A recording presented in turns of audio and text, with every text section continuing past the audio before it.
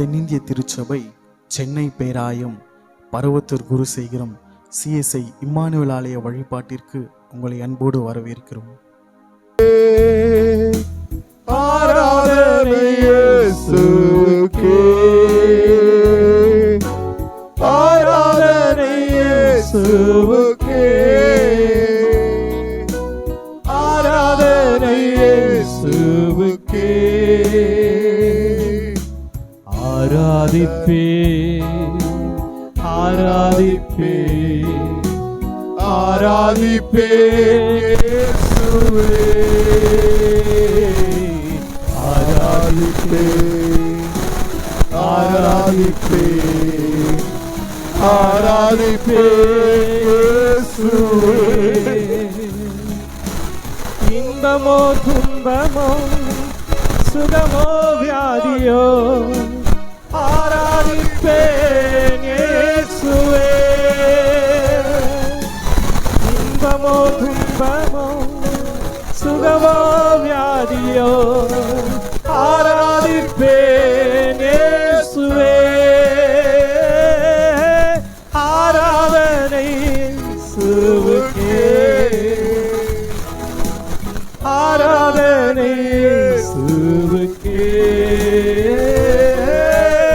ஆராதனை இயேசுவுக்கே, ஆராதனை இயேசுவுக்கே.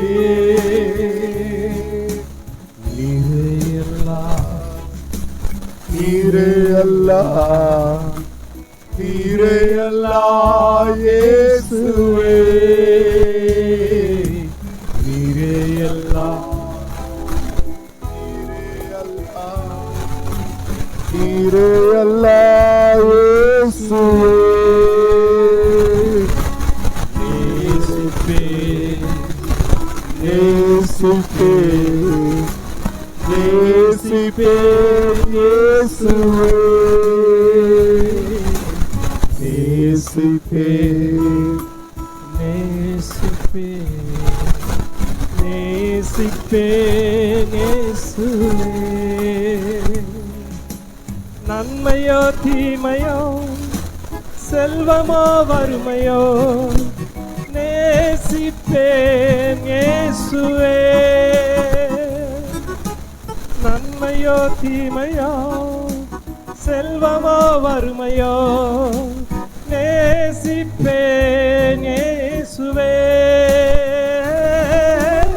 ஆராதனை இயேசுவுக்கே, ஆராதனை இயேசுவுக்கே, ஆராதனை இயேசுவுக்கே, ஆராதனை இயேசுவுக்கே. நீரே அல்லாஹ், நீரே அல்லாஹ், நீரே அல்லாஹ் இயேசுவே,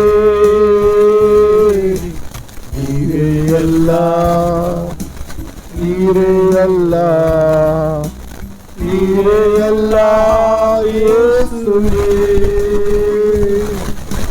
பின்தொடர்வே பின்தொடர்வே பின்தொடர்வே இயேசுவே, பின்தொடர்வே பின்தொடர்வே பின்தொடர்வே இயேசுவே. வெற்றியோ தோல்வியோ நிந்தையோ புகழ்ச்சியோ பின்தொடர்வேன் இயேசுவே. வெற்றியோ தோல்வியோ நிந்தையோ புகழ்ச்சியோ பின்தொடர்வேன் இயேசுவே. ஆராதனை இயேசுவுக்கே, ஆராதனை இயேசுவுக்கே, ஆராதனை இயேசுவுக்கே, ஆராதனை இயேசுவுக்கே. நீரே எல்லா நீரே எல்லாம், நீரே எல்லாம் இயேசுவே, நீரே எல்லாம், நீரே எல்லாம், நீரே எல்லாம் இயேசுவே. ஆராதனை இயேசுவுக்கே, ஆராதனை இயேசுவுக்கே, ஆராதனை இயேசுவுக்கே, ஆராதனை இயேசுவுக்கே. நீரே எல்லாம், ஆமென். நீரே எல்லாம், ஹல்லேலூயா. நீரே எல்லாம் இயேசுவே, நீரே எல்லாம், நீரே எல்லாம், நீரே எல்லாம் இயேசுவே. ஹல்லேலூயா. நீரெல்லால் எங்களால் ஒன்றும் செய்யக்கூடாது. அவருடைய வார்த்தை தான் ஆண்டவரே எங்களை இத்தனை வருஷமாய் நடத்தினது. ஒரு நொடியும் உடைய வார்த்தை தான். வார்த்தை இல்லாமல் எங்களால் வாழ முடியாது. ஒரு நாளும் உடைய வார்த்தை எங்களை தாங்கி தேற்றி நடத்துகிறோம். மனுஷுடைய வார்த்தைகள் எங்களை காயப்படுத்தின போதும் உடைய வார்த்தை எங்களை உயிர்ப்பிக்கிறது. எங்க ஆவியை எங்களை உயிர்ப்பிக்கிற உங்களுடைய வார்த்தை தான். நிர்மூலமாகாத இருக்கிறது உங்களுடைய கிருபையை தகவல். வார்த்தையின் பலத்தால் நாங்கள் வாழ்கிறோம்.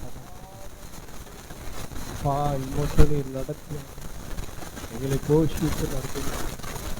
நீங்க நம்பிக்கையே நீங்க தானே தகப்பா. நீ நம்ப பண்ணின எத்தனை வாக்குதத்தங்கள், இந்த வாக்குதத்தங்களை ஒரு நாளும் நிறைவேற்றி வருகிறது தாய். வார்த்தை இல்லைன்னா மொழிவிட்டு நான் ஓடி போவோமே தகப்பா. இந்த வார்த்தையான கடவுள், இந்த வார்த்தையான தேவன், வானத்தையும் பூமியையும் படைத்த சர்வ வல்லமுள்ள தேவனாகிய கர்த்தர் மனுஷனை நினைத்து அவர்கள் சமூகத்திலே வைத்து அதுவரே பேச்சு நடத்துகிறது. நம்ப பண்ணின உடைய வார்த்தை நினைத்து நாங்கள் நன்றி சொல்லுவோம். அப்பா, அதை நினைத்து நாங்கள் நன்றி சொல்லுவோம். வெற்றியானாலும் தோல்வியானாலும் நாங்கள் உண்மையே பற்றிக்கொள்வோம். மரணமோ ஜீவனோ நாங்கள் உண்மையே பற்றிக்கொள்வோம். நிந்தையோ புகழ்ச்சியோ தகாப்பா உண்மையே பற்றிக்கொள்வோம். விட்டால் எங்களுக்கு வேறு வழி நிறைவேற்றி முடிப்பவரே, மறவாமல் நினைப்பவரே, இசையா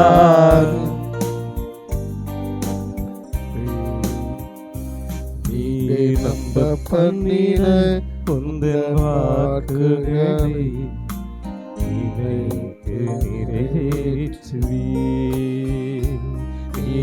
நம்ப பண்ணின உந்தன் வாக்குகளை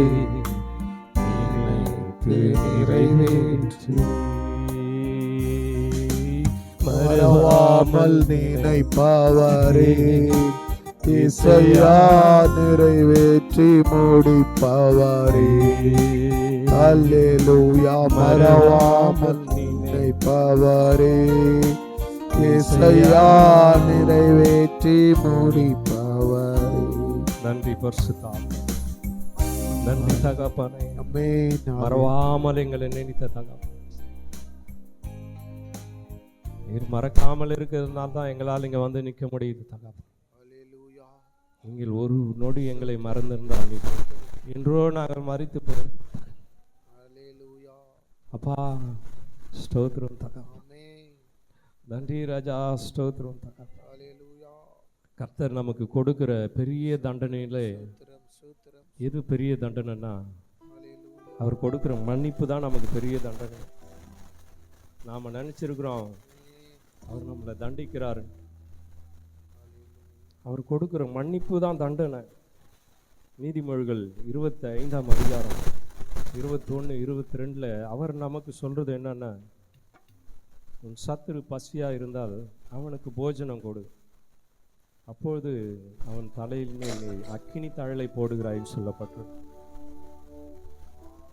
அப்ப சத்துரு நமக்கு சத்துருவாய் இருக்கும்போது அவனுக்கு நன்மை நாம் செய்யும்போது அவன் தலையின் மேல் அக்னி தழலை போடுறோம்.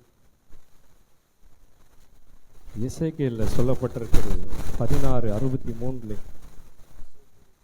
கர்த்தர் அந்த இஸ்ரவேல் ஜனங்களுடைய பாவத்தை மன்னித்த பொழுது அவர்களுக்கு அந்த டைம்ல எதுவும் தெரியல.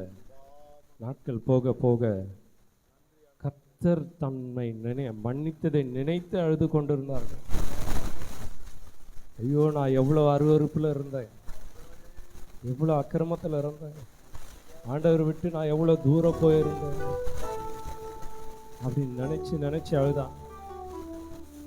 அது நமக்கு எப்போ தெரியும்னா,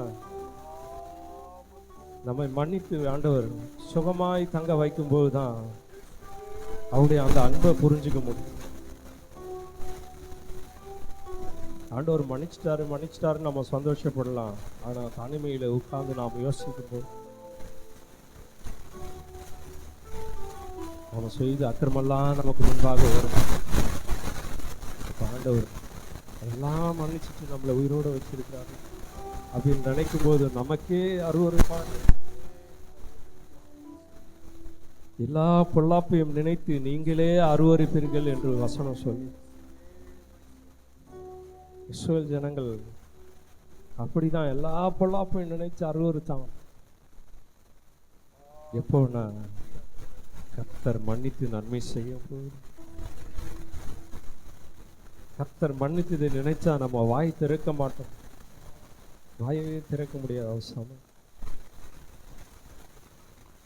உம்மை முழு உள்ளத்தோடு ஆராதிப்பேன், முழு பலத்தோடு அன்பு கூறுவேன், ஆராதனை ஆராதனை ஆராதனை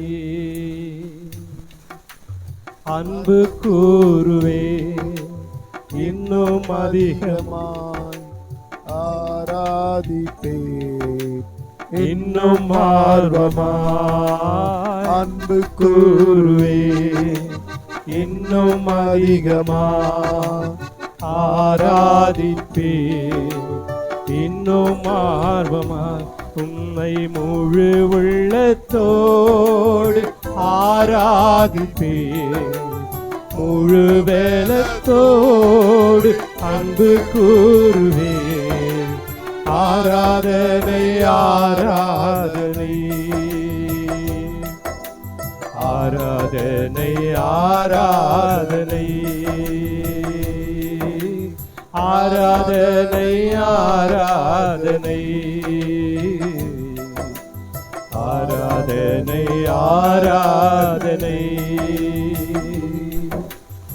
எபினேசரே எபினேசரே இதுவரையில் உதவி நீரே,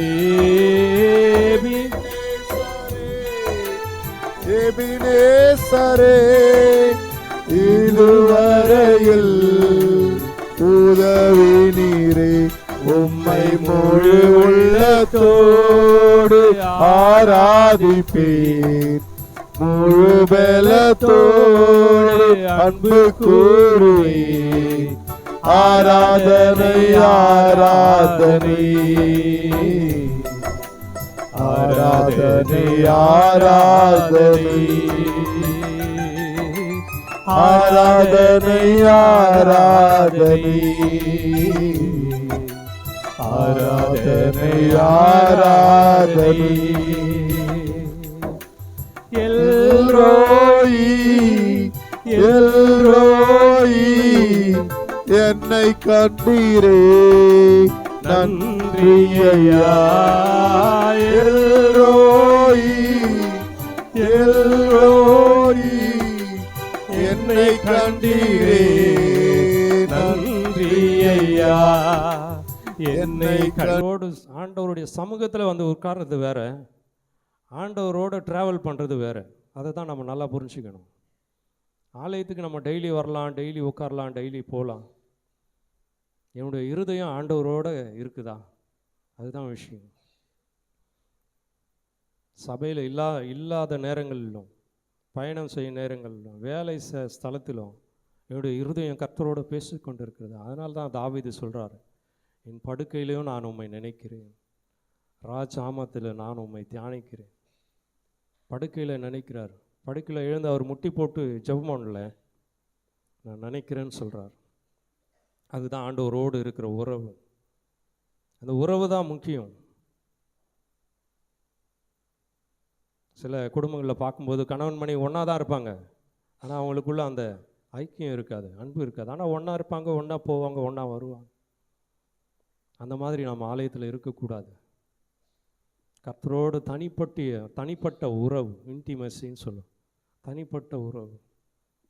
அந்த இருதயத்தோடு, அதான் ஜோனத்தான் சொல்கிறாங்க, தாவீது ஜோனத்தானுக்கு இருந்த உறவு பார்த்தீங்கன்னா இருதயத்தில் இருந்துச்சான் உறவு. ஜோனத்தனுடைய அப்பா வந்து சவுல் தாவீதை கொலை செய்யறதுக்கு போராடுறார். ஆனால் தாவீதுக்கும் ஜோனத்தானுக்கும் இருதயத்தில் ஒரு கனெக்ஷன். ஸோ அந்த மாதிரி ஆண்டவரோடு நம்ம இருதயத்தில் இருக்கும். அப்போ எந்த சூழ்நிலையில் நாம் சந்தோஷமாக இருக்க முடியும்? பிரச்சனை எல்லாருக்கும் வரும், ஆண்டவர் கூட இருந்தாலும் வரும், இல்லைனாலும் வரும்.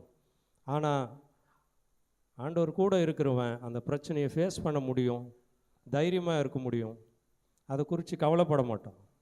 இதுதான் வித்தியாசம். போராட்டங்கள் வந்துன்னு தான் இருக்கும். உபத்திரவம் உலகத்தில் உண்டுன்னு தான் ஆண்டவர் சொல்லியிருக்கிறார். உபத்திரவம் இல்லாமல் நம்ம வாழவே முடியாது. அதுவும் கர்த்தருக்கு இருக்கிறவனுக்கு அதிகமான உபத்திரவம் உண்டு. அந்த உபத்திரத்தில் ஆண்டவர் தான் சார்ந்திருக்கணும், மனுஷனை சார்ந்துக்க கூடாது. மனுஷனை சார்ந்திருப்பதும் பாவம்தான். மனுஷனை சார்ந்திருப்பது பாவம், பணத்தை சார்ந்திருப்பது பாவம், பெருமையை சார்ந்திருப்பது பாவம், பதவியை சார்ந்திருப்பதும் பாவம் தான். எனக்கு தெரிஞ்ச ஒரு பாஸ்டர், நான் இந்த மாதிரி லாயருக்கு படிக்க போகிறேன் அப்படின்னு சொன்னார். அவர் எதுக்கு பாஸ்டர்னா, நிறைய பிரச்சனைங்க வருது, அதை ஃபேஸ் பண்ணணும் அப்படின்னு சொல்லிட்டு அடுத்த வாரமே வந்து, இல்லை நான் படிக்கலை அப்படின்னு சொன்னார். ஏன் அப்படின்னா, ஆண்டவர் என்னோட பேசினார், நீ என்ன சார்ந்துக்கிறியா, அந்த சட்டத்தை, உன் அதிகாரத்தை சார்ந்துக்கிறியா? அப்போ நம்ம எதை சார்ந்து இருக்கிறோம், எதை குறித்து நமக்குள்ள பெருமை இருக்குது, அதெல்லாம் இருந்து கட்டவிழ்க்கும்படியா இந்த நாளில் கர்த்தர் இந்த வார்த்தையை உங்களோட பேசுவாரா? இதனால் நமக்கு என்னென்ன போராட்டம், ஆண்டவர் விட்டு விலகுவதால் நம்ம என்னென்ன போராட்டம்லாம் சந்திச்சிருக்கோம். பலவீனங்கள் வந்திருக்கு, நோய் வந்திருக்கு, அடிமைத்தனத்தில் போயிட்டோம், பாவம், குறிப்பாக சமாதானம் கெட்டு போயிருக்கு. சமாதானம் இல்லை. கர்த்தர் எனக்கு இங்கே உள்ளே வரும்போது எனக்கு காமிச்ச காரியம், சமாதானம் குறைவார். அந்த சமாதானம், ஒன்னஸ், ஒரு மனது, சபையில் ஒரு மனதின் ஆவி இருக்கும்போது தான் தேவ பிரசனம் அளவில்லாமல் இறங்கும். தேவ பிரசனம் இறங்கணுன்னா நம்ம எதுவுமே செய்ய தேவையில்லை, பாட்டு கூட பாட தேவையில்லை, எந்த மியூசிக்கும் தேவையில்லை. அந்த ஒன்னஸோடு வந்து ஆண்டவர் சமூகத்தில் உட்கார்ந்தாவே அந்த பிரசனம் அளவில்லாமல் இறங்கும். அந்த ஒரு மனதின் ஆவியை தான் ஆண்டவர் கேட்குறாரு. நாளில் இதெல்லாம் நம்ம தவறு இருக்கிறோம். ஒன்னஸ், எங்கே 2-3 பேர் என் நாமத்தினாலே கூடி இருக்கிறார்களோ, கூடி இருந்தால் தான் சொல்லியிருக்கு, ஜெபம் பண்ணான்னு சொல்லல. 2-3 பேர் கூடி இருந்தாவே போதும். அவருடைய நாமத்தினால கூடி இருந்தாலே போதும். பைபிள் படிக்கணும், ஜெபம் பண்ணணும், பாட்டு பாடணும்னு சொல்லப்படல, என் நாமத்தினாலே கூடி இருந்தாலே. அப்போ ஆண்டவர் இருதயத்தை பார்க்கிற தேவன், இருதயங்களை ஆராய்ந்து அறிந்து இருக்கிறார். நம்ம ஆண்டவர் ஏமாற்றவே முடியாது. அண்ணன் முதல்ல சொன்னார், ஆண்டவர் சமூகத்தில் நம்ம எதையுமே ஏமாற்ற முடியாது. மனுஷனை ஏமாற்றிடலாம், நம்ம ட்ரெஸ்ஸு போட்டு ஏமாற்றலாம், மேக்கப் பண்ணி ஏமாற்றலாம், வண்டி கார் வச்சு ஏமாற்றலாம். ஆனால் இருதயத்தை ஆராய்ந்து அறிந்திருக்கிற தேவன், அவர் ஏமாற்றவே முடியாது. அவர் சமூகத்தில் அந்த ஒன்னஸ், ஒரு மனதின் ஆவி நமக்கு மிகவும் முக்கியமாக காணப்படுகிறது. லூக்கா 13:11 வாசிங்க.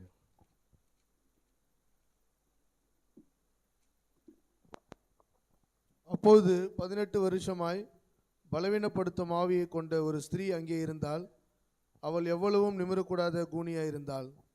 போதும். இந்த கூண்டான ஸ்ரீயை 18 வருஷமா பிசாசு கட்டி வச்சிருக்கிறான். நிமிரக்கூடாதபடி ஒரு கட்டு. இல்லை, இன்னைக்கு நமக்கு இது ஒரு கட்டு. நிமிரக்கூடாதபடி. எதில் நிமிரக்கூடாதபடி? உலகத்தில் சொல்ல, கர்த்தருடைய சமூகத்தில் நாம் நிமிர்ந்து கட்டுகள் ஏன் வருது? பாதாளத்திலே படுக்கை போட்டாலும் நீர் அங்கே இருக்கிறீர்னு தாவீது சொல்கிறார். அப்போ பாதாளம், ஏன் பாதாளத்துக்கு போனார் அவர்? பாதாளத்துக்கு யார் போக முடியும்? பாவம் செய்கிறவன் தான் பாதாளத்துக்கு போக முடியும். ஒரு சமூகத்தை விட்டு விலகிறவன் தான் பாதாளத்துக்கு போக முடியும். யோனாவையும் பார்த்தீங்கன்னா மரண கண்ணிகள் என்னை சூழ்ந்து கொண்டதுன்னு சொல்கிறார். தாழ்விடங்களில் நான் இருந்தேன்றார். ஏன் ஒரு சமூகத்தை விட்டு விலகும்போது இந்த கண்ணிகள் எல்லாம் நமக்கு வரும், இந்த கட்டுகள் வரும். ஆண்டவர் கூட இருக்கும்போது எவ்வளோ பெரிய ஆபத்து வந்தாலும் நமக்கு ஒன்றும் சேதப்படுத்தாது. இதுதான் விஷயம். பக்கத்தில் 1000 பேரும் வலது பக்கத்தில் 16 பேரும் விழுந்தாலும் அது உன்னை அணுகாது. நீ பார்க்க முடியும். ஆபத்து விபத்தில் கேள்விப்படலாம், ஆக்சிடெண்ட் நடக்கும், ஆனால் அதை நம்ம பார்க்கலாம், நமக்கு ஒன்றும் ஆகாது. எப்போவும் ஆண்டவர் நம்ம கூட இருக்கும்போது, அவர் சமூகத்தை விட்டு நம்ம விலகாது இருக்கும்போது,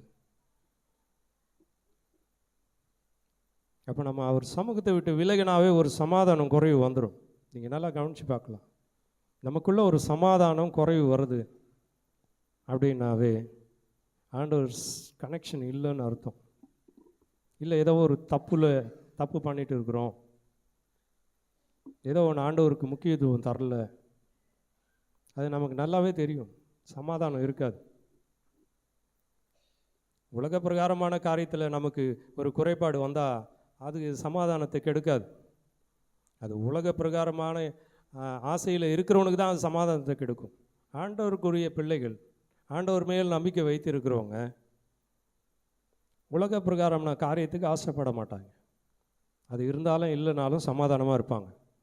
அவங்களுக்கு எப்போ சமாதானம் குறையும்னா, ஆண்டவருடைய சமூகத்தை விட்டு விலகும் போதும், அவருடைய உறவுலேருந்து பிரியும் போது தான் சமாதான குறைபாடுகள் வரும். ஸோ இதெல்லாம் ஒரு கட்டு. இந்த கட்டில் இருந்தெல்லாம் ஆண்டவர் இந்த நாளில் விடுதலை கொடுக்கணும் நமக்கு. அப்போ இதெல்லாம் நம்ம அர்ப்பணிக்கும் போது தான் ஆண்டவர் விடுதலை கொடுப்பார். அப்போ நம்ம இதை உணரணும். நமக்கு சமாதானம் இல்லைன்னாவே நம்ம உணரணும். ஏதோ ஒரு விஷயம் நமக்குள்ளே என்ன விஷயம்னு கண்டுபிடிக்கும். இல்லை வேதத்தை வாசிக்கலையா, வேதத்தை அதிகமாக தியானிக்கலையா, இல்லை கர்த்தர் சொன்னதை செய்யலையா, கர்த்தர் சொன்ன ஊழியத்தை செய்யலையா, கர்த்தர் சொன்ன வார்த்தையை கேட்கலையா, கீழ்ப்படியிலையா. ஆண்டவர் கீழ்ப்படியிலனாலும் சமாதானம் குறைபாடும்.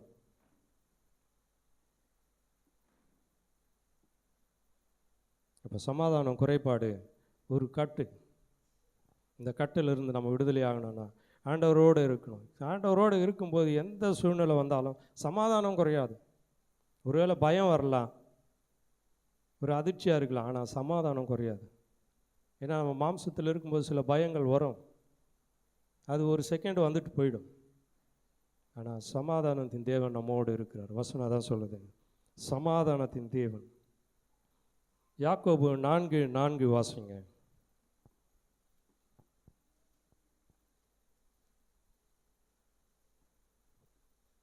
விபச்சாரரே, விபச்சாரிகளே, உலக சிநேகம் தேவனுக்கு விரோதமான பகை என்று அறியீர்களா? ஆகையால் உலகத்துக்கு சிநேகிலாய் இருக்க விரும்புகிறவன் தேவனுக்கு பகைஞனாய் இருக்கிறான். போதும். உலக சிநேகிதம் என்னும் கட்டு யாக்கோபு சொல்லியிருக்காரு பாருங்க. யாக்கோபில் சொல்லப்பட்டது உலக சிநேகிதம் என்னும் கட்டு. உலக சிநேகிதத்தை எவ்வளோ அருவறுத்து சொல்லப்பட்டிருக்கு பாருங்க வார்த்தையில். உலக சிநேகிதம்ன்றது ஆண்டவருக்கு விரோதமான ஒரு காரியம். நம்ம உலகத்தில் தான் இருக்கிறோம், ஆனால் நேசிக்கிறது ஆண்டவர் தான் நாம் நேசிக்கணும். நீங்கள் உலகத்தார் அல்லாதது போல அப்படின்னு வசனம் சொல்லுது. நம்ம உலகத்தார் அல்ல, நாம் நித்திய வாழ்வுக்கென்று தெரிந்து கொள்ளப்பட்டவர்கள். நாம் அதை தான் நம்ம அதிகமாக யோசிக்கணும். அதை நம்ம மறந்து போயிடும் அடிக்கடி. நம்முடைய வாழ்க்கை இங்கே கிடையாது. ஒரு 60 வருஷம் 70 வருஷம் 80 வருஷம் அவ்வளோதான். அதுவும் எல்லாம் பாதி தாண்டியாச்சு. நித்தியமாக ஆண்டவரோடு நம்ம வாழ போகிறோம். அதுக்காக தான் நம்மளை இங்கே உருவாக்கி கொண்டு இருக்கிறார். நாம் அதை தான் யோசிக்கணும். இந்த இடத்துல அனுபவிக்கிற காரியங்கள் எல்லாம் ஒன்றுமே கிடையாது. காணப்படாதவைகள் எவ்வளோ இருக்குது. அதுக்காக தான் நம்மளை படைச்சார் ஆண்டவர். இந்த சத்தியத்தை இன்னைக்கு இந்த காலத்தில் இந்த சத்தியம் கிடைக்கிறது ரொம்ப கஷ்டமாக இருக்குது.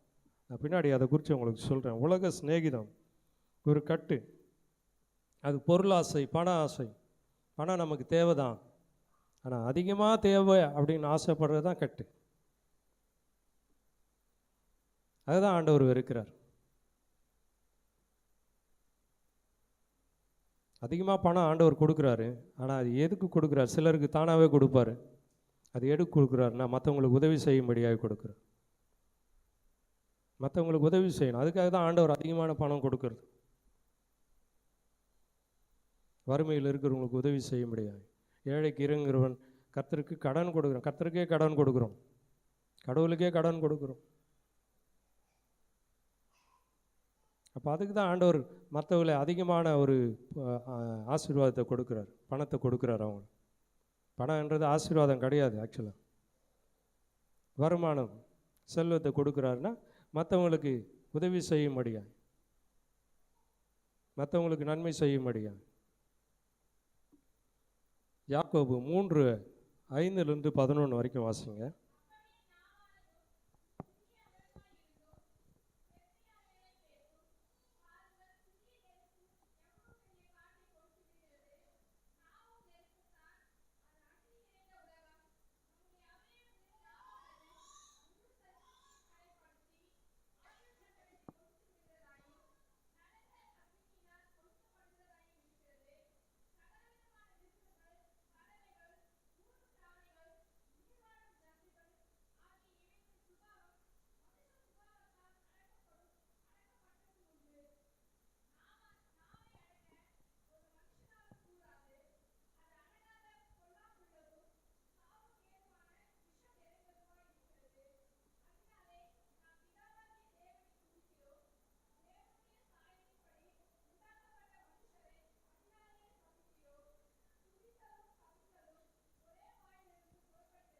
போதும்.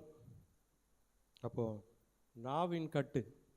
இன்றைக்கி நமக்குள்ளே இருக்கிற பிரச்சனையே நாவு தான். இந்த நாவு நம்மளால் அடக்கவே முடியறதில்ல. ஏதாவது ஒன்று பேசிட்டு கடைசியில் நைட்டு போயிட்டு ஆண்டவர்கிட்ட மன்னிப்பு கேட்டுடுறோம். ஆனால் பேசினவங்க அது எவ்வளோ பாதிப்பு இருக்குல்ல. நம்ம ஒருத்தர் எவ்வளோ காயப்படுத்துகிறோம்.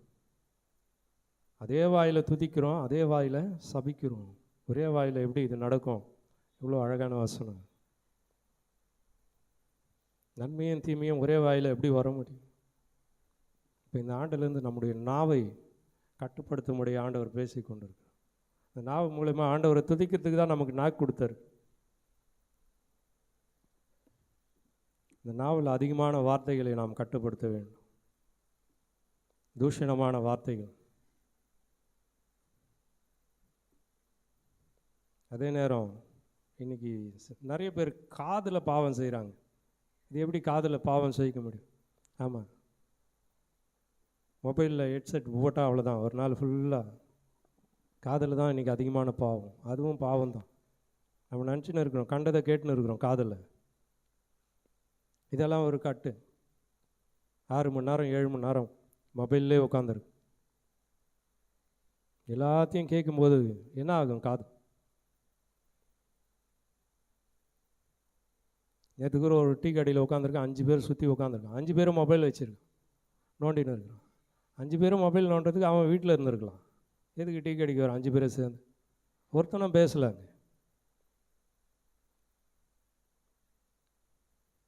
அப்போது மொபைல் இன்றைக்கி எல்லாரையும் ஆண்டவர் விட்டு பிரிச்சுன்னு இருக்கு. எத்தனை பேர் நம்புறீங்க தெரில. ஒரு மொபைலை எடுத்து ஒரு நிமிஷம் நோண்டிங்கன்னா 1 ஹவர் போயிருக்கு. பிசாசு இன்னைக்கு தந்திரமாக எல்லாத்தையும் இழுத்துன்னு வந்தனர்.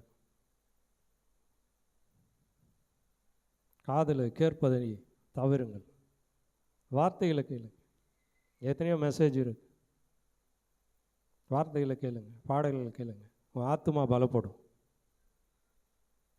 இது செய்யும்போது கர்த்தர் அவனுக்குள்ளே கிரியை செய்வார். நிறைய பேருக்கு நம்ம உதவி மூலமாக தான் ஆண்டவருக்குள்ளே நிறைய பேர் வந்திருக்கும். இல்லை இன்றைக்கி நம்மளை என்ன சொல்கிறான், ரொட்டிக்கு வந்தவன் தான் சொல்கிறான். அன்றைக்கி ரொட்டி இல்லாமல் இருந்தோம், ஆனால் இன்றைக்கி நம்ம அநேகருக்கு உதவி செய்ய முடியாது. கர்த்தர் நம்மை நன்மையினால் நிரப்பியிருக்கார். அப்போ இந்த உதவியை இதே ஆண்டவர் அதை தான் செஞ்சார். முதல்ல உலகத்தில் இந்த MLM மல்டி லெவல் மார்க்கெட்டிங் செஞ்சு ஒரு ஆண்டவர் தான் 12 பேர் எடுத்தார், 70 பேர் ஆக்கினார், 120 பேர் ஆக்கினார். இன்றைக்கி உலகம் முழுதும் சிஷ்யர்கள். அப்போ இந்த நன்மையை நம்ம செய்யும்படியாய் அநேகரை சிஷ்யர் ஆக்கும்படியாய் கர்த்தர் நாளில் உதவி செய்யும்படியாய் நம்மை கட்டுவாராக. அடுத்ததாக சுத்தமான பக்தின்னா என்ன? யாக்கோபு 1:27 வாசிங்க.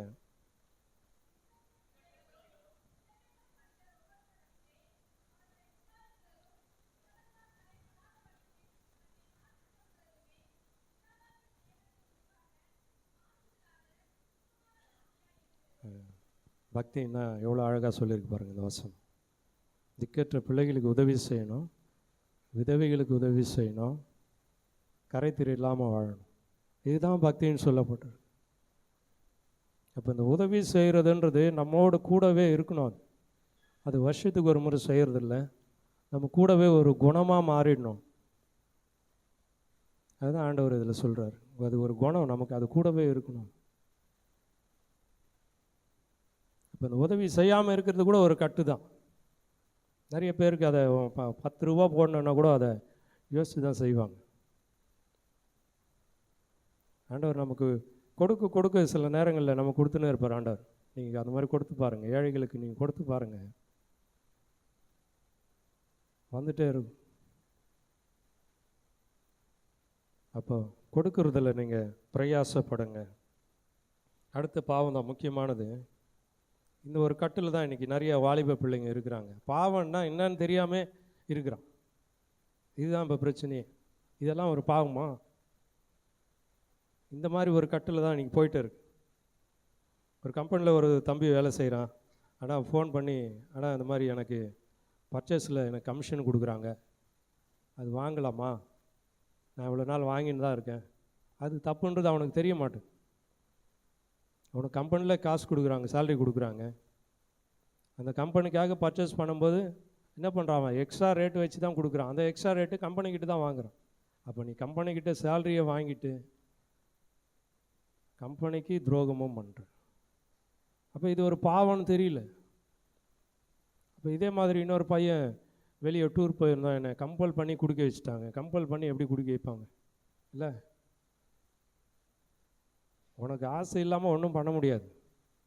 கண்டிப்பாக ஒரு ஆசை, ஒரு பர்சன்டேஜ் உனக்கு ஆசை இருக்கும். அந்த ஆசையை தான் பிசாசு யூஸ் பண்ணிப்பான். இது பாவமானு பாவம் தான். சினிமா பாட்டு பாடுறது பாவமா? பாவம்தான். ஒரு தம்பி நல்ல ஃபெலோஷிப்பில் இருக்கிறான், அவன் கேட்குறான், சினிமா பாட்டு வாசிக்காமல் எப்படி நான் வாழ்கிறது? சினிமா பாட்டு பாவம்தான். இன்றைக்கி ஒரு சபையில், ஒரு பெரிய சபை சென்னையில் இல்லை, இந்தியாவிலே பெரிய சபை. அந்த சபையுடைய மூத்த பாஸ்டருடைய பையன், அவர் இப்போ சீனியர் பாஸ்டர் ஆகிட்டார். அவங்க சர்ச்சில் ஒரு கிட்டாரிஸ்ட்டை இன்ட்ரடியூஸ் பண்ணுறாரு. இவர் வந்து ஏஆர் ரஹ்மான் கிட்ட வாசிக்கிறாரு. இவர் ஒரு தனியாக ஒரு படம் பண்ணியிருக்கிறாரு. அப்போ அவர்கிட்ட கேட்குறாரு, நீங்கள் எப்படி இந்த படத்தை பண்ணீங்க? சக்ஸஸாக ஓடுது, 3 வாரமாக சக்ஸஸாக ஓடுதான். அதை கேட்குறாரு. அதுக்கு அவர் சொல்கிறாரு, கர்த்தர் தான் எனக்கு செஞ்சார். இந்த அநியாயம்லாம் இன்றைக்கி சபையில் நடந்துருக்குது. அதனால் இதை வாலிபர்கள் கொஞ்சம் ஜாக்கிரதையாக இருக்கணும். ஏன்னா ஒருத்தர் தலைமை போதகரே அதை செய்யும்போது என்ன பண்ணுவாங்க, எல்லாரும் செய்வாங்க. அப்போ ஒரு சபைக்கு போதகர் ரொம்ப சிறப்பாக இருக்கணும், வார்த்தையை போதிக்கிறவர். அப்போ தான் சபை கட்டப்படும். இன்னும் வருங்காலில் அது எத்தனை லட்சம் சபை இருந்தாலும் அப்படி தான் போகும். என்னால் தைரியமாக சொல்ல முடியும். நான் அந்த நிறைய சபைகளை பார்க்குறேன். அதுவும் இல்லாமல் சொல்கிறார், இவர் வந்து சினிமாவுக்கும் சர்ச்சுக்கும் பாலம் அமைக்கிறாராம் அவர், அந்த மியூசிக் டைரக்டர். இந்த மாதிரியான கொடுமையான காலத்தில் தான் நம்ம போயின்னு இருக்கோம். பெரிய சபைகள், சத்தியம் பேசின சபையெல்லாம் இன்றைக்கி மாறினர். அதனால் இதெல்லாம் பாவம்னே இன்னைக்கு சொல்கிறதுக்கு ஆட்கள் கிடையாது. அதான் வசனம் சொல்லுது, கடைசி நாட்களில் வசனம் பஞ்சம் வரும்னு சொல்லப்பட்டு. வசனத்தை யாரும் அதை சொல்கிறது இல்லை இன்னைக்கு. வசனம்னா பயமாக இருக்கு எல்லாருக்கும். நல்லா இருப்பேன், சந்தோஷமாக இருப்பேன், இப்படி சொன்னால் தான் எல்லாருக்கும் ஈஸியாக இருக்குது. டிவி சீரியல் பார்க்குறது பாவம் தான். ஆண்டவர் விட்டு விளக்குற காரியம் எல்லாமே பாவம் தான்.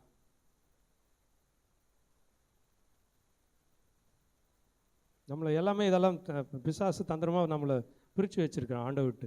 அது நமக்கு தெரியறதில்ல. நம்ம எதெல்லாம் விலகி இருக்கிறோம்.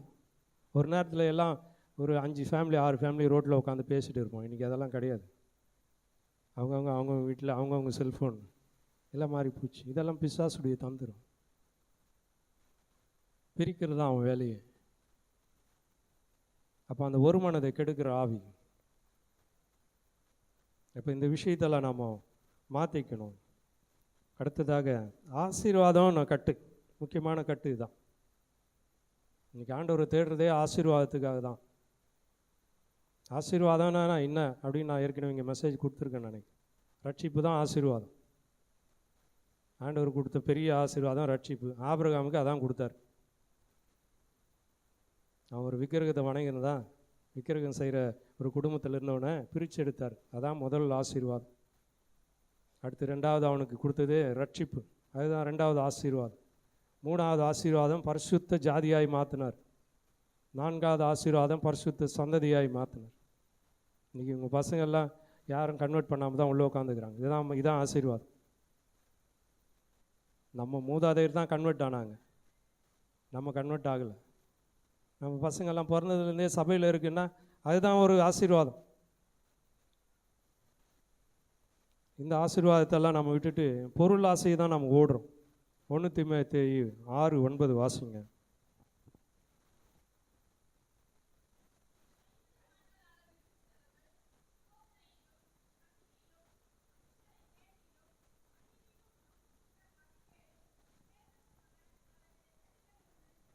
போதும்.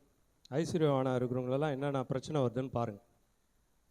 கேடுலேயும் இச்சையிலையும் விழுறாங்க, கண்ணியில் விழுறாங்க. ஐஸ்வர்யம் ஆண்டவர் கொடுத்தா மற்றவங்களுக்கு உதவி செய்யும்படியாக கொடுப்பார். அதை தேடி ஓடி அலைஞ்சு இன்றைக்கி எத்தனை பேர் சின்ன பின்னமாக ஆகிட்டாங்க தெரியும். சும்மாவே பணம் வருது, இவ்வளோ காசு கட்டினா பணம் வருது. எத்தனை பேர் இன்றைக்கி நஷ்டமாக இருக்கிறாங்க. இல்லை, முக்கியமாக இன்றைக்கி சிஎஸ்சி சபையில் பேச வேண்டிய காரியம் ஆசீர்வாத தட்டு. அது வாங்கினா ஆசீர்வாதம் வரும். எப்படி வரும்? அப்படியே வேலைக்கு போகிறீங்க, ஒரு தட்டு வாங்கி வீட்டில் வச்சுட்டு வீட்டில் இருக்கலாம், வேலைக்கு போக தேவையில்லை. இதெல்லாம் பாரம்பரிய கட்டுகள். இதெல்லாம் பாரம்பரிய கட்டு. எருசலேம் தேவாலயத்தில் அன்றைக்கி பலி கொடுக்கும்படியாக எல்லாத்தையும் விற்பனை செஞ்சாங்க. ஆடு, மாடு, கோழி, புறா. எதுக்கு அங்கே விற்பனை செஞ்சான்னா, பலி கொடுக்குறவன் வீட்டிலேருந்து எட்டுன்னு வரக்கூடாது, இங்கே வியாபாரம் ஆகணும். வீட்டிலேருந்து எட்டுன்னு வந்தான்னா அதை குறை சொல்லிவிடுவான். இது கால் சரியில்லை, கை சரியில்லை, ஆண்டவருக்கு இதை நீ பலி கொடுக்கக்கூடாது அப்படின்னு குறை சொல்லி தேவாலயத்தில் வைக்கப்பட்டிருந்த அந்த பொருட்களை தான் வாங்கி பலி கொடுக்கணும். அது விலை அதிகமாக இருக்கும். அதனால தான் ஆண்டவர் ஜாட்டி எடுத்து அடிச்சார் அன்னைக்கு. இதுதான் சத்தி. அன்றைக்கி ஜாட்டி எடுத்து ஆண்டவர் அடிக்க காரணமே தான், தேவாலயத்தை நீ கல்லர் குகையாக மாற்றி வச்சுக்கிற. இதெல்லாம் பாரம்பரிய கட்டுகள். சென்னையில் ஒரு பெரிய சபை, இன்னொரு சபை, அதையும் கேளுங்க. நான் ஆபிரகாம ஆவிக்குரிய தகப்பனாக எடுத்துக்கணும்னு சொல்கிறார். அவர் இயேசுவே விட்டார். அவருக்கு ஆபிரகாம் தான் கடவுள், செழிப்பு தான் கடவுள். இயேசு சொல்கிறார், நானே வழி, சத்தியம், ஜீவன். நீ ஆபிரகாமை பிடிச்சேன்னா நரகத்துக்கு தான் போகுது. இயேசு தான் ஒன்று பரலோகத்துக்கு கூப்பிட்டு போகும். எவ்வளோ துணிகரமாக இன்றைக்கி சபையில் போயின்னு இருக்கு.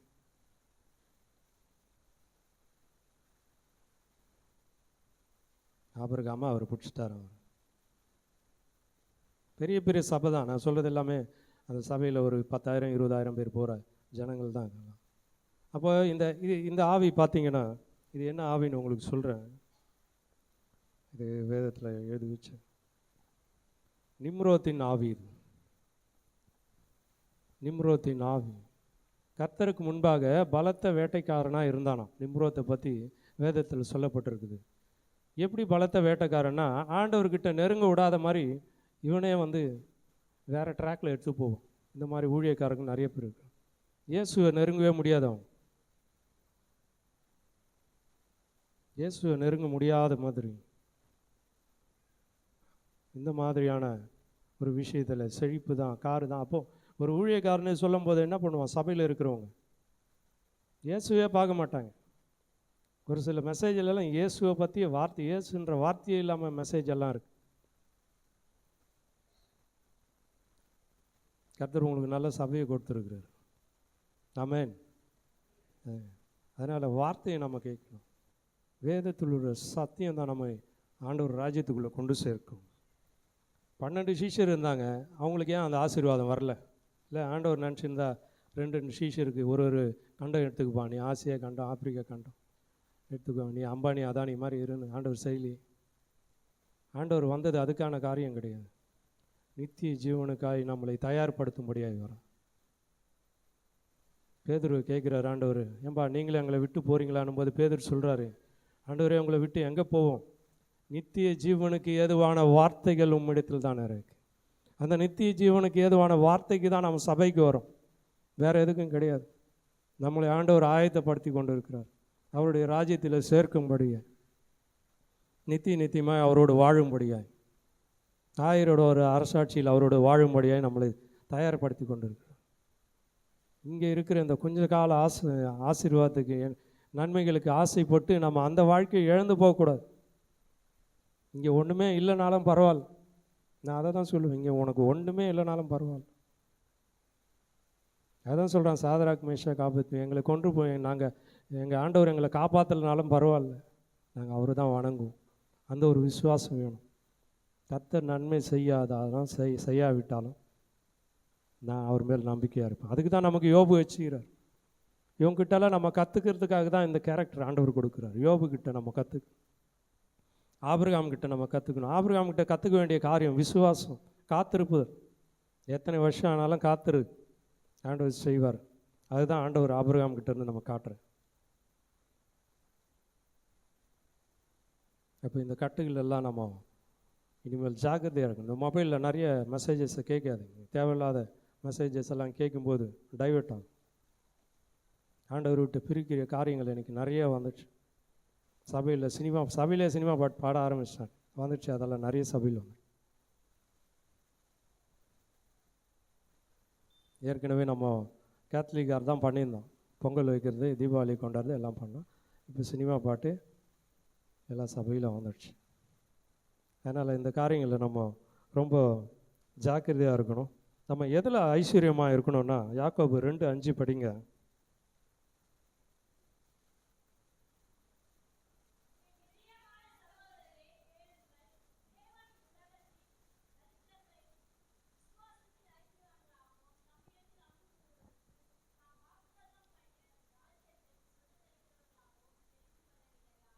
நல்லா படிங்க. தரித்திரரை நல்லா படிங்க, அந்த லைன் மட்டும்.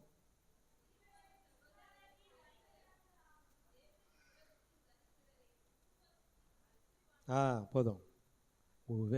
தேவன் வந்து உலகத்தின் தரித்திரரை விசுவாசத்தில் ஐஸ்வர்யனாய் மாற்றுறதுக்கு வந்துடுறார். தரித்திரத்தில் பணத்தில் ஐஸ்வர்யனாக மாற்றணும்னு சொல்லலை. ஏன் மாற்றிருக்க முடியாதா? ஆண்டவருக்கு செய்யறதுக்கு 1 நிமிஷம் ஆகுமே. ஏன் அதை ஆண்டவர் செய்யலை? ஆண்டவருக்கு அது முக்கியம் கிடையாது. விசுவாசத்தில் ஐஸ்வர்யனாக மாற்றுற ரொம்ப அழகான வசனம். விசுவாசத்தில் தான் நீ ஐஸ்வர்யனாக மாறணும். பணத்தில் ஐஸ்வர்யனாக மாறி பிரயோஜனம் கிடையாது. விசுவாசத்தில் ஐஸ்வர்யனாக மாறணும். அதுதான் உன்னை தேவராஜ்யத்துக்குள்ளே கொண்டு போய் சேர்க்கும். அடுத்ததாக பரியாசம் எனும் கட்டு. இல்லை, இன்றைக்கி நிறைய மொபைலில் தான் இந்த ட்ரால் பண்ணுறது, மீம்ஸ் பண்ணுறது, இதெல்லாம் வந்து அந்த பரியாசம் தான் நிறையா இருக்குது. பரியாசம், சும்மா ஒரு பேச்சுக்கு விளையாட்டுக்கு சொன்னேன், தெரியாமல் சொல்லிட்டேன் அப்படின்ற ஒரு பரியாசம். இந்த பரியாசம் நம்ம என்ன பண்ணுதுன்னா, ஏசாயா 28:22 வாசிங்க.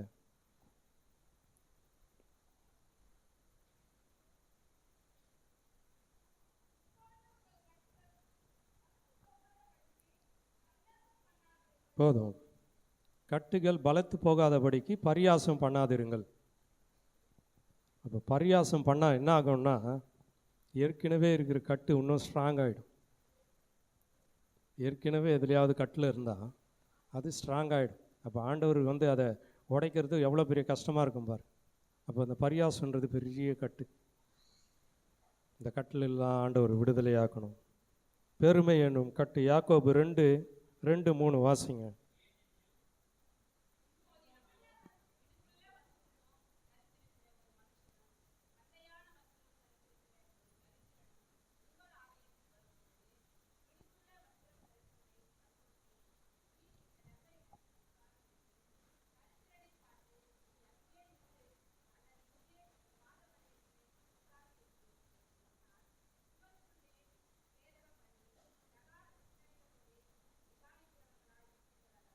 போதும். அப்போது இந்த வேதம் எழுதி எத்தனை வருஷம் ஆகுது பாருங்கள். அந்த காலத்தில் ஏற்றத்தாழ்வு. அப்போது முதல்ல சபையில் என்ன இருந்திருக்குன்னா சனாதானம். இதான் சனாதானம். ஏற்றத்தாழ்வு சபையில் இருந்திருக்கு. ஆனால் இன்றைக்கி கர்த்தர் அதையெல்லாம் உடைச்சிருக்கிறார். ஆனால் இன்னமும் சில காரியங்களில் நம்ம அதை விடாமல் இருக்கிறோம். அந்த ஏற்றத்தாழ்வு ஏன் வருது?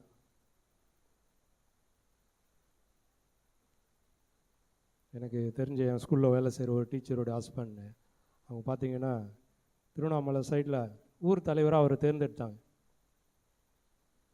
அந்த ஊரில் எலெக்ஷன் இல்லாமல் அவரை தேர்ந்தெடுத்தாங்க. ஒரு ஊரில் பல ஜாதி இருப்பாங்க, பல மதம் இருப்பாங்க, பல அரசியல் கட்சி இருப்பாங்க. ஆனால் இவங்க எல்லாம் ஒன்றா சேர்ந்து எலெக்ஷனே இல்லாமல் ஒருத்தரை தேர்ந்தெடுத்துக்கிறாங்க. ஆனால் நம்ம சபைகளில் ஒரே ஜாதி ஒரே மதம் இருந்தும் நம்மளால் இன்னும் விட்டு கொடுக்க முடியாமல் உட்காந்து, தேர்தல் இல்லாமல் நம்ம ஒருத்தர் செலக்ட் பண்ணும்போது மற்றவங்களுக்கு சாட்சி எல்லாம் பயப்படுவோம்.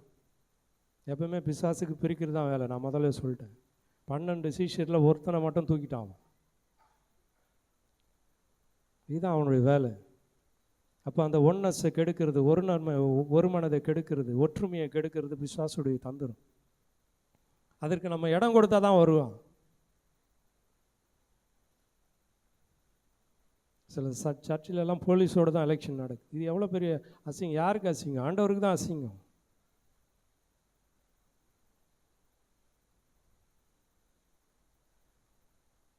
இதெல்லாம் ஒரு பாரம்பரிய கட்டு. இந்த கட்டிலெல்லாம் அந்த ஆண்டவர் விடுதலையாக்கணும்.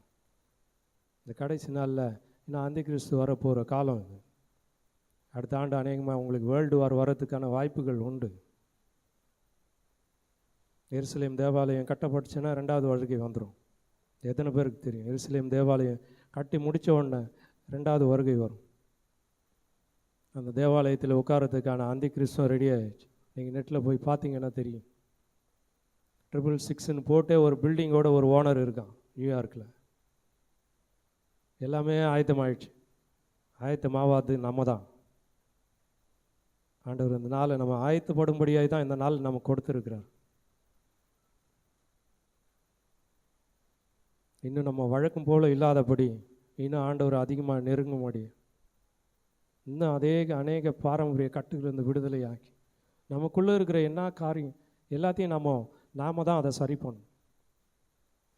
நம்மை நாமே சோதித்தறியணும்.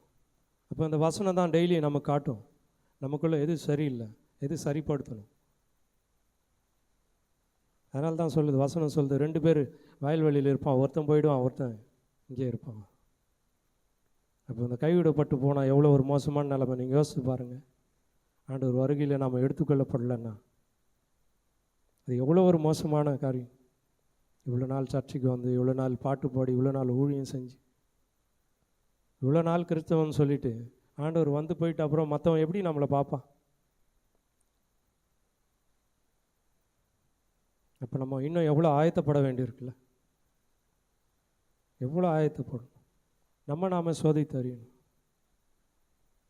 எருசலேம் தேவாலயம் கட்டப்பட்டு அதுக்குள்ளே வந்து அந்தி கிறிஸ்து உட்கார்ந்த உடனே கர்த்தர் வருகை சமீபமாயிடும். இஸ்ரவேலின் மேசியான்னு ஒருத்தனை சொல்லிட்டு இருக்காங்க இன்னைக்கு. எல்லாமே ரெடியாக இருக்குது. எருசலேம் தேவாலயம் கட்டுறதுக்கு ஒரே ஒரு 6 மணி நேரம் தான் ஆகும். 6 மாதம் கூட கிடையாது, 6 நாள் கூட கிடையாது, 6 மணி நேரம். ரொம்ப சமீபமாக இருக்குது கர்த்தருடைய வருகை.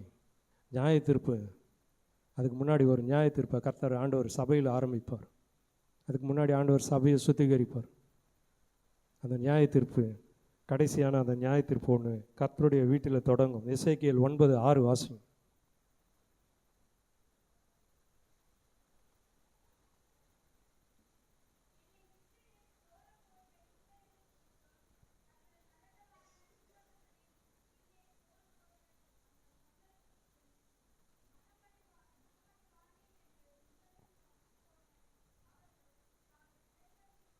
இல்லை, எசேக்கியேல்